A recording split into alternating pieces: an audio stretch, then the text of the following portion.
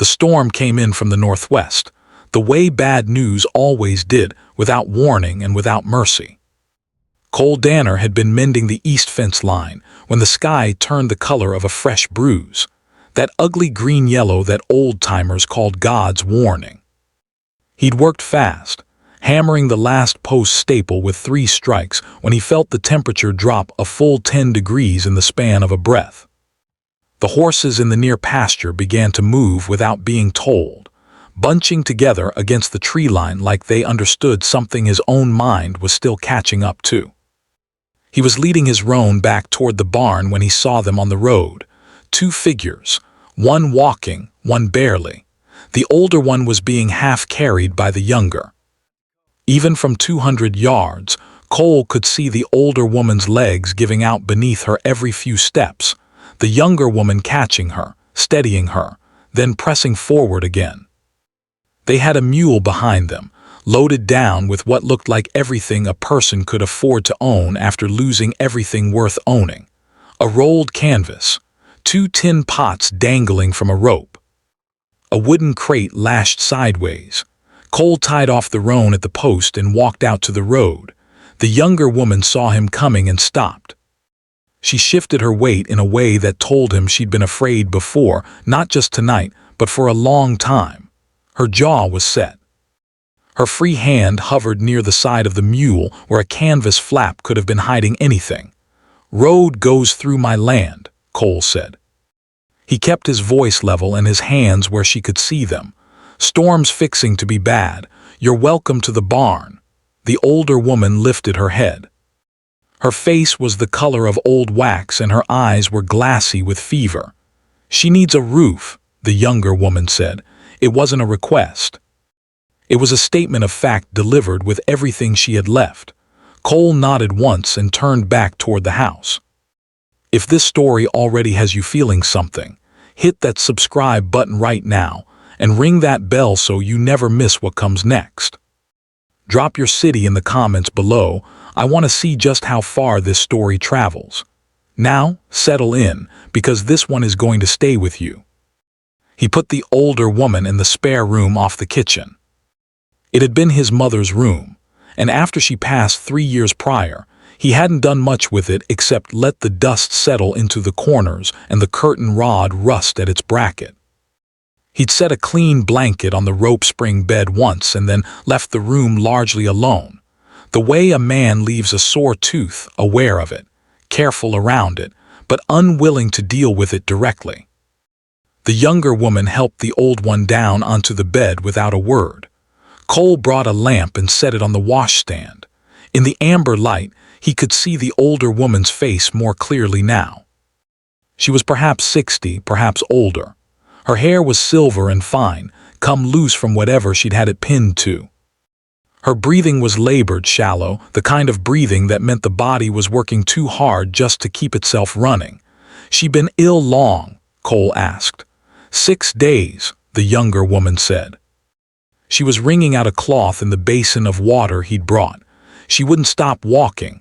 I couldn't make her stop." "Stubborn women run in families," Cole said. The younger woman glanced up at him then, just for a moment. Something crossed her face, not quite a smile, but the shadow of one. Something remembered. "I'm Nora Aldis," she said. "That's my mother, Ruth." "Cole Danner," he said, and left them to it. He built the fire up in the stove and stood in the kitchen trying to think practically. The storm had hit by then, rain coming in sideways and rattling the tin roof like thrown gravel. He'd heard the thunder roll in from the west, long and low, then the closer stuff that cracked like a rifle shot directly overhead. His kitchen was not a place of order. Cole was a man who ate to live rather than the other way around, and his provisions reflected that philosophy. Half a slab of salt pork in the cold box, dried beans in a crock, cornmeal in a tin, onions hanging from a cord above the window, a jar of molasses gone half crystallized at the lid. He found 2 parsnips and a wrinkled carrot he'd forgotten about. He started cutting. He was no cook. He knew his limitations, but he'd grown up watching his mother make salt pork and bean soup from almost nothing. and his hands remembered the order of things even when his mind wandered. Salt pork in the cast iron first, to render the fat. Then the onions in that same fat, low and slow until they went translucent and began to smell like something worth eating. Beans soaked since morning, he'd meant them for himself, went in next with enough water to cover, then the carrot and the parsnips cut into rough pieces. He did not rush it. The rain hammered outside. Inside, the kitchen filled slowly with the smell of onion and pork fat, and something honest and warming.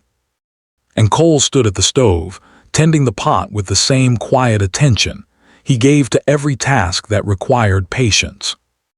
Nora came out of the back room an hour later. She stopped in the kitchen doorway and looked at the stove, then at the table where Cole had set out 2 bowls, a spoon, and the heel of a cornbread loaf he'd baked 2 days prior and kept under a cloth. "She's sleeping," Nora said. "Let her sleep. Soup'll keep warm." Nora sat down at the table the way a person sits when they've been standing for so long they've forgotten what sitting feels like, carefully, with the kind of disbelief that has to be tested before it's trusted. She put her hands flat on the table and looked at them as though checking to see if they were still hers. Cole ladled soup into her bowl, then into his own. He sat across from her and broke off a piece of the cornbread and pushed the rest toward her. She ate quietly, steadily, without any of the self-consciousness people sometimes performed in other people's houses. She was too tired for performance. She ate like someone starving who was trying not to show it, taking measured spoonfuls, chewing deliberately, and when the bowl was half gone, something in her shoulders came down from around her ears, and she breathed differently. "You didn't have to do all this," she said. "You came through my land in a storm," Cole said. "There's nothing else to do." She looked at him across the table. He was perhaps 35, weathered beyond his age, with hands that showed every fence post and every cold morning. He had a plain face, not unkind, not particularly readable. "Where are you from, Mr. Danner?" "Here," he said simply. "Born on this land, my father broke it, I kept it. And there's no one else here, just me." She looked around the kitchen then. At the unwashed second skillet on the nail. At the curtains that hadn't been washed in a season. At the single coffee cup on the shelf beside 3 others that had not been touched. She didn't say anything, but Cole had the distinct sense she was seeing the shape of his solitude as clearly as he was seeing the shape of her exhaustion. "The mule," she said suddenly, pushing back her chair. "I stabled him when I brought your things in," Cole said. "He's got feed and water." She sat back down, put her hands flat on the table again. Looked at them again. "Thank you," she said. It came out cracked, barely held together. She pressed her lips together and did not cry. Cole stood and took both their bowls to the pot and filled them again without asking. Ruth Aldis broke her fever on the 3rd morning. Cole knew it before Nora told him, because he heard the old woman's voice coming through the kitchen wall, clear and dry, and a little indignant. The voice of a woman annoyed at her own weakness. He was frying salt pork at the time, and he allowed himself a small, private moment of relief before he set another plate on the shelf to warm. What followed was a slow and careful thawing. Ruth, once she could sit upright, proved to be a woman of considerable and specific opinions. She had opinions about the angle of the kitchen window and how it caught glare at mid-morning. She had opinions about the way Cole kept his woodpile, stacked wrong end in, it'll rot before you burn it. And she had opinions about coffee, which she took black and strong, and which she felt Cole made too weak by at least 2 good spoonfuls of grounds. Cole listened to all of it without argument. He adjusted the woodpile. He added the extra grounds. He did not touch the window. In exchange, Ruth told him the 2 things worth knowing about her. She had been a school teacher for 31 years. And she had never in her life asked a man for a single thing she could not eventually do herself. "Then why'd you let me carry you inside?" Cole asked one morning without looking up from the harness he was mending. Ruth was quiet for a moment. "I was tired," she said finally. "Even the most capable people get tired." Cole nodded like this was wisdom he intended to keep. Nora worked. This surprised him, not because he'd thought her idle, but because of the specific and practical nature of how she worked. On the fourth morning, he came in from the barn to find she had scrubbed the kitchen floor on her hands and knees, the way you have to do it with a stone floor to get the grit out of the cracks. On the fifth, she had rehung the curtains, washed, dried in the wind, re-ironed with a heavy flat iron she'd found in the bottom of his chest. And the kitchen looked like a room people actually lived in rather than a room a man moved through on his way to work. She mended things without comment. The broken window latch on the north bedroom, a split seam in the oilcloth table cover, a cracked rung on the chair he'd been avoiding for a year. Cole watched all of this and said nothing, but he began to notice when she woke. He began to make enough coffee for two without thinking about it. He began to take his hat off when he came inside, which he hadn't done since his mother was alive. 40 miles to the east, in a town called Rimrock, where the water tasted like iron, and the men who gathered at the Bull's Head Saloon had the kind of mean leisure that comes from nothing worthwhile to do. A man named Chet Aldis was asking questions. He wasn't asking gently. He sat at the bar with a bottle in front of him, and his hat still on, which in that saloon was the posture of a man with no plans to settle in and every intention to be trouble. He had his mother's high forehead and his sister's dark eyes, but none of the warmth those features carried on either of them. On Chet, they were just the architecture of a face people found difficult to meet directly. "Woman traveling with an old lady," he said to the barkeep. "Mule loaded down. Came through 3-4 days ago maybe." The barkeep wiped the counter and said he hadn't seen anything like that. "Try harder," Chet said. The barkeep tried harder. Word traveled. That was the nature of a small territory. Word traveled the way water did, finding every low spot and every crack. By the end of the evening, Chet Aldis had a direction. By the following morning, he had a name, Danner. He said it to himself once, quietly, the way a man tests a rope before he puts his weight on it.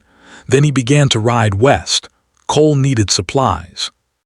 It had been 3 weeks since Ruth and Nora arrived, 3 weeks of adjusted portions, split wood, and quietly rearranged routines. And his provisions were running thin in the particular way that happens when you have stopped accounting only for yourself. He harnessed the buckboard on a Thursday and asked Nora if she'd like to come. She considered it with the expression of someone calculating what it might cost. "Mama can manage for a few hours," she said finally. "She's been managing since before you or I were born." From the back room, Ruth's voice came through the wall. "I can hear you both. Go to town." "I'll be fine." The drive into Hatchet Creek took 40 minutes along a road that was mostly hardpan with 2 stretches where the spring runoff had cut channels that hadn't been properly filled. Cole drove them around the worst of it without comment. Nora sat beside him with her hands in her lap, watching the landscape move. Hatchet Creek was not a large town. It had a general store, a livery, a land office, a church that doubled as a schoolroom, and a saloon that did more civic business than all the others combined. It had perhaps 200 permanent residents, and the specific social customs of a place that had decided long ago who was respectable and who wasn't, and was not particularly open to reconsidering. Cole pulled up in front of Briggs' General Store and set the brake. Inside, it was the smell of coffee and dry goods, and the particular sawdust and leather scent of a Western store. Merle Briggs was behind the counter, a man of 60 with a grocer's eye for detail and a deacon's appetite for social order. He saw Cole and nodded. He saw Nora and his expression did not change in any large way, but something in it sharpened and settled. Cole worked through his list. Cornmeal 2 sacks, salt, coffee ground fine, a tin of molasses. He added lemon drops to the counter without explanation. Ruth had developed a sore throat, and he'd overheard her trying to suppress coughing in the night. Nora moved to the dry goods side and was looking at bolt cloth when the door opened and Harlan Webb came in. Harlan Webb was not the worst man in Hatchet Creek, but he was the loudest about the virtue of others. He served on the town council, tithed conspicuously, and had the kind of confident Christian charity that needed an audience to function properly. He saw Cole, then he saw Nora, and he put both pieces together with the speed of a man who'd already been told what to think. "Danner," he said, by way of greeting. Then louder, "I hear you've taken in some travelers out your way." "I have," Cole said. "Woman and her mother, they say." "That's right, just the two of them." Webb let the question sit in the room for a moment, where Merle Briggs could hear it, and the two women looking at Ribbon near the window could hear it. "Just the two of them," Cole said. He was tallying the cornmeal. "And you all together out there on that property." Webb shook his head slowly, the way people do when they want to seem reluctant about something they are, in fact, enjoying. "I wonder that people don't talk." "People talk plenty," Cole said. "Hasn't changed much of anything yet." Webb turned his attention to Nora, who had stopped looking at the cloth. "Ma'am," he said, with a politeness that held a blade in it, "I hope you understand the position you're putting this man in. Hatchet Creek is a God-fearing community. We have standards." "A woman of uncertain situation living under a bachelor's roof." "My situation," Nora said, and her voice was entirely quiet and entirely certain, "is that my mother was ill, and a man offered shelter during a storm. I'd hope a God-fearing community might recognize that as the decent thing." Webb blinked. He was not accustomed to being answered directly by women he'd chosen to condescend to. "The appearance of things," he said, pivoting, "matters to a community." "The appearance of things," Nora said, "is that I'm buying cloth to make curtains for a man's house, because his are worn through. If that troubles you, I expect the trouble is yours to carry." Cole set his money on the counter. He picked up the lemon drops and pocketed them. He gathered the sacks. "Good day, Harlan," he said, and held the door for Nora. They rode out of town without speaking for a while. The road was empty. A pair of red-tailed hawks turned slow circles above the mesquite a quarter-mile to the south. "He'll make it worse," Nora said finally. "He will," Cole agreed. "Does that bother you?" Cole thought about it honestly. "A little," he said. "Not enough to matter." She looked at him sideways. The afternoon light was hammered brass, and it caught the side of her face and the edge of her hair and made something ordinary look like something that would stay with him. "Why not?" she asked. "Because what I know about what happens on my land is more than what Harlan Webb knows," Cole said. "And I've never yet found that a man like him had the patience to learn the difference." She was quiet after that for a long stretch of road. Then, "Thank you for the lemon drops. She'll fuss about them and then she'll eat everyone." "I know," Cole said, and didn't explain how he knew. He woke at 10 minutes past 2 in the morning. Cole didn't know what woke him, not thunder, not the horses, not a particular sound he could identify. It was the absence of something. A stillness that had thickened in a wrong direction, the way silence has a texture when something living has recently moved through it. He was out of bed with his boots on and the Winchester off the wall in under a minute, not panicked. Deliberate, the way men who have lived alone in open country for years learn to move when the dark has something in it. He went out the back door rather than the front. The yard was silver dark under a 3/4 moon. The barn was a black rectangle to the south. The near pasture stretched east, and the cottonwood line beyond it was a dark scrawl against a slightly lighter sky. He heard the mule first. A single, low sound of discontent from inside the barn, not alarm, but displeasure. Something had disturbed the mule's rest, and the mule was a particular animal with particular feelings about that. Cole crossed the yard with his back to the house wall until he reached the barn's shadow, then stopped and listened. Breathing, not his. A man inside the barn, moving between the stalls with the slow, deliberate caution of someone who did not know the layout. Cole pulled the barn door open wide and stepped inside. "Come out from behind that partition," he said, "or don't. Your choice either way, but the rifle doesn't care much which you make." A pause, then footsteps, slow and controlled. Chet Aldis stepped out from behind the mule's stall into the reach of the moonlight, coming through the open door. He was younger than Cole had somehow expected, late 20s, with a leanness to him that came from hard travel rather than hard work.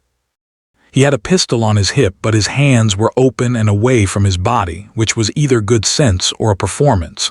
Cole couldn't yet tell which. "Chet Aldis," Cole said. He hadn't known for certain, but the look on the young man's face told him he'd hit the mark. "She tell you about me?" "Not much." Chet's jaw worked. He had the look of a man who had been building towards something for days and now found himself in an unexpected arrangement of the facts. "They belong home," he said. "Mama's sick. Nora's got no business dragging her out across open country. Your mother walked out of your home," Cole said. "That's what I understand." "You understand wrong." "Maybe so. But here's what I understand clearly. You're on my land, in my barn, in the middle of the night.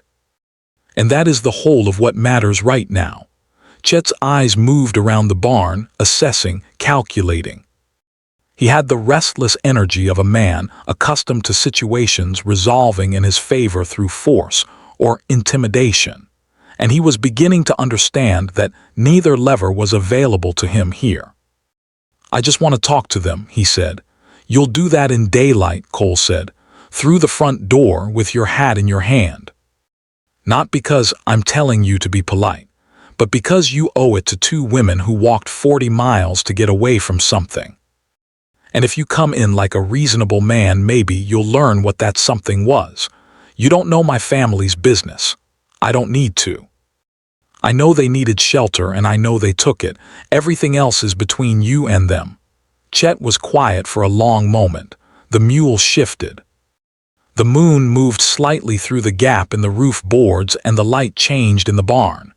"You're protecting them," Chet said. There was something in his voice, not quite respect, not quite contempt, something still deciding. "I am," Cole said. He did not elaborate, he did not need to. "Why?" Chet asked. "You don't know them, they showed up on your road and you just—" "That's right," Cole said. "And now they're here, and you're not coming in that house tonight." Another long silence. Somewhere in the cottonwoods, an owl released its slow, questioning call and then went quiet. "I'll come back," Chet said. "Come back in daylight," Cole said, "through the front door. I'll have coffee on." He walked Chet Aldis off the property without lowering the rifle. He watched the young man ride east until the dark swallowed the shape of horse and rider both. And then he stood at the edge of his land and listened until there was nothing left to hear but the proper sounds of night, the insects, the wind in the dry grass, the far-off cry of something small meeting something larger. When he turned back toward the house, Nora was standing on the porch. She had her shawl pulled around her shoulders and her arms crossed beneath it. He could see she'd been there long enough to have heard most of it. He walked back up to the porch steps and stopped. "I'm sorry," she said. The words came out like they were something she'd been carrying and finally set down. "Don't be," Cole said. "He followed us. I didn't think he'd." "He loves you both," Cole said. "In the particular way that some men love people like they own them. Doesn't make it right, doesn't make it safe. But it explains the 40 miles. She looked at him in the moonlight with an expression he couldn't name, though he felt the weight of it plainly. "Go inside," he said gently. "I'll sit up the rest of the night." "Cole, go on, Nora," she went. But she left the lamp burning in the kitchen window, and he sat in the chair on the porch with the Winchester across his knees. And the warm square of that light was the most companionable thing he'd known in 3 years, and he did not look away from it until dawn came up gray and cold and honest over the eastern hills.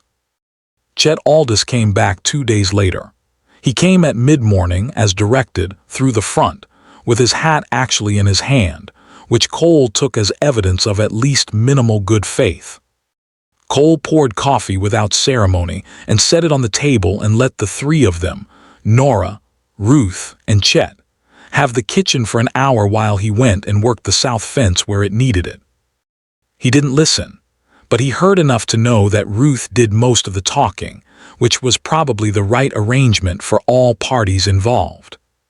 When he came back in, Chet was sitting with the specific posture of a man who has been told several hard truths about himself by someone he cannot argue with, elbows on knees, eyes on the floor.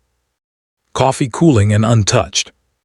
Ruth sat across from him looking like a woman who had spent 31 years managing classrooms full of difficult children and found her son well within her competence range. Nora was at the stove. "He'll go back to Rimrock," she told Cole quietly without turning around. "Mama made it clear." "And?" Cole asked. "And nothing for now," she paused. "He'll have to live with what he is for a while. Maybe he'll come out the other side of it different. Maybe he won't." Cole poured himself coffee and stood at the window. Outside, his land ran flat and brown to the tree line, and beyond that the hills were a soft purple in the midday light. His horses were moving in the pasture, unhurried. "And the two of you?" he asked. Nora turned then. She looked at him directly, the way she'd learned to do in the weeks since she'd arrived, the way that meant she wasn't going to waste either of their time with indirection. "We have no place to go back to," she said. "Not anymore." It was Ruth who brought it up first. Of course it was Ruth. She waited until Chet had ridden out and Cole and Nora were both at the table, with the remains of a noon meal between them. And she came out of her room with a specific and determined look that Cole had learned meant she had been thinking long and carefully about something, and had arrived at the only logical conclusion.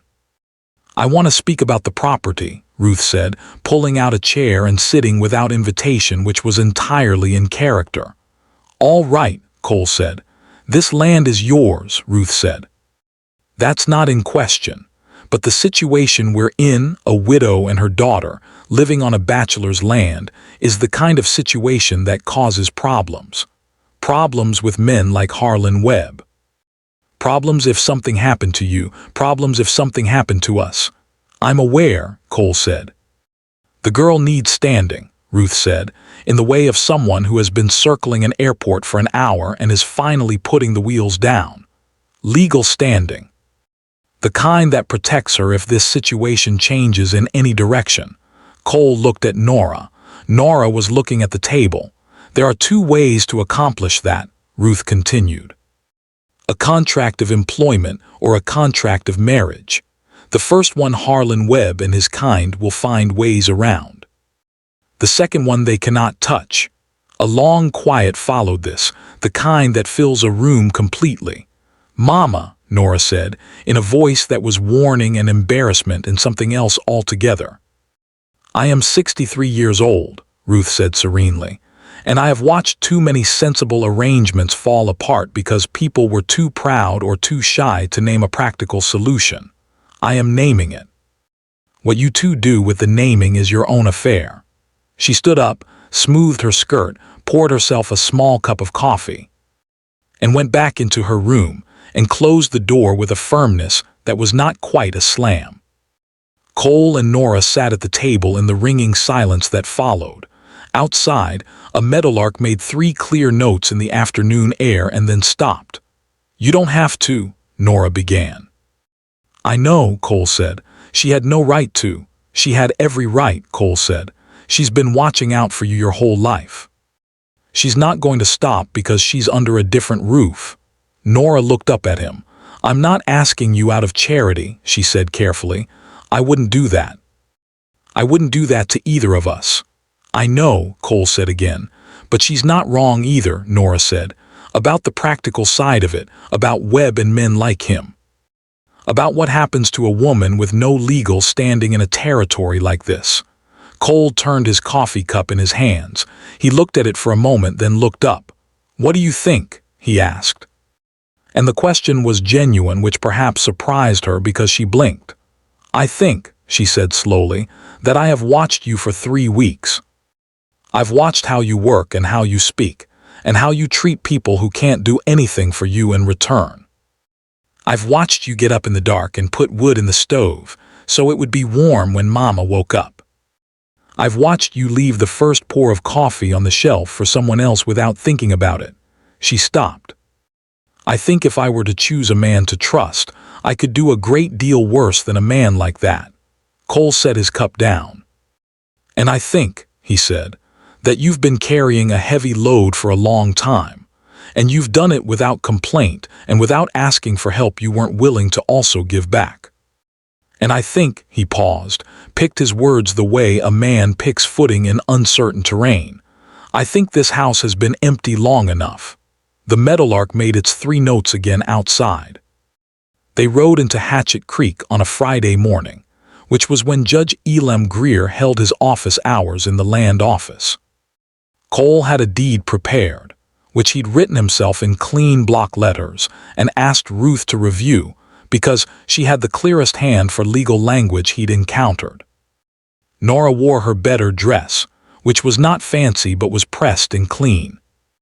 And Ruth wore her gray wool with the jet buttons and sat in the buckboard with her back straight and her expression entirely composed, as though the whole thing had been her plan from the beginning. Which it had. Judge Greer was a dry, spare man who had seen more of human complexity than most, and had developed the professional equanimity of someone who understood that people's arrangements were generally none of his business as long as they were legal and voluntary. He looked at both of them across his desk. "You're certain?" he asked Cole. "I am," Cole said. He looked at Nora. "And you?" "I am," she said. "And the widow?" He looked at Ruth because he was a thorough man. "Do get on with it," Ruth said pleasantly. It took 22 minutes. When it was done, Nora Aldis Danner and Ruth Aldis, named as protected resident on the deed, had legal standing on the Danner land that no county official and no web-type neighbor could challenge. The town found out by noon, as towns do. By 3 in the afternoon, Harlan Webb had made his way to Briggs' store to air his opinion on the matter, only to find that Merle Briggs had already heard the full story from Judge Greer's assistant, and had furthermore tallied that Cole Danner spent more money in his store per month than Harlan Webb did per quarter, and found that his opinion on the arrangement was rather more flexible than Webb had anticipated. "She's a hard-working woman," Briggs said, stacking tins. "Her mother's a school teacher. Lord knows we need one badly enough." "The appearance of," Webb started. "Harlan," Briggs said, with the gentle finality of a man who had heard enough. "They're married. There's nothing left to appear about." Webb left without buying anything, which was, in its small way, a defeat. The real shift happened the following Sunday.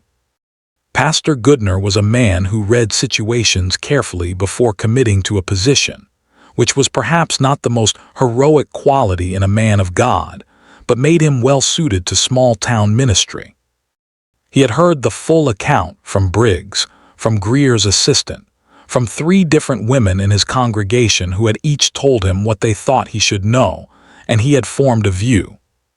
When Cole and Nora and Ruth came to the service, which they did quietly and without announcement, sitting in a middle pew and neither presenting themselves nor hiding, Pastor Goodner welcomed them from the pulpit by name.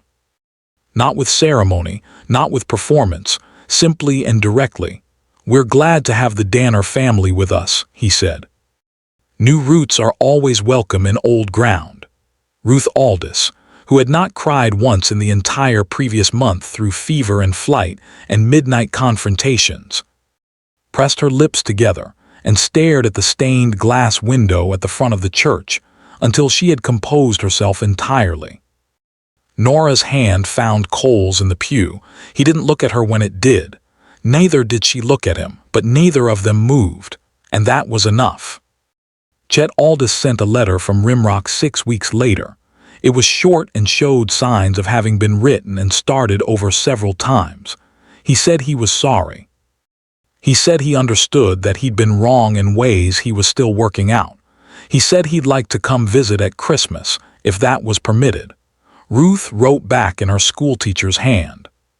She told him Christmas was fine. She told him Cole made decent salt pork soup and he should arrive hungry. She told him they had fixed up the north room. She signed it, "Your mother who loves you and expects better."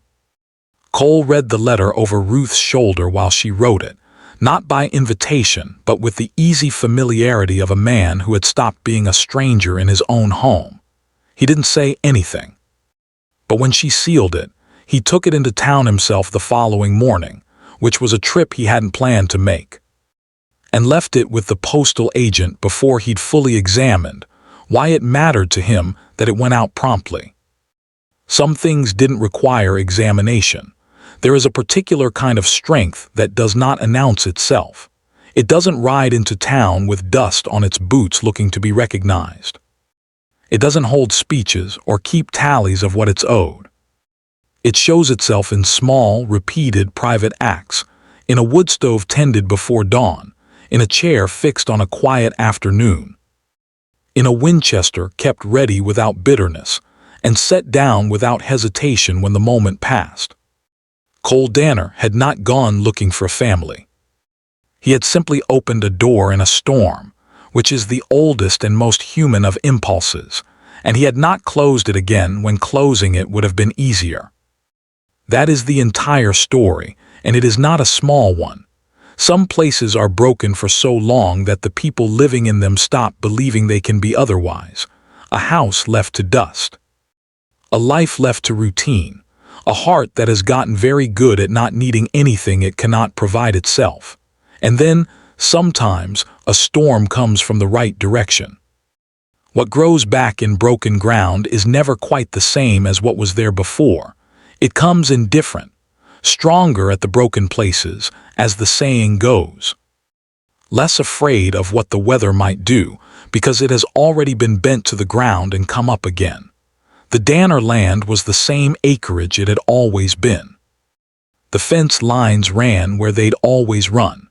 The cottonwoods stood where his father had planted them 40 years before. But the kitchen smelled like coffee for two, and the curtains were clean, and the lamp burned in the window until everyone was home, and that made it something entirely different than it had been. That made it a place worth keeping.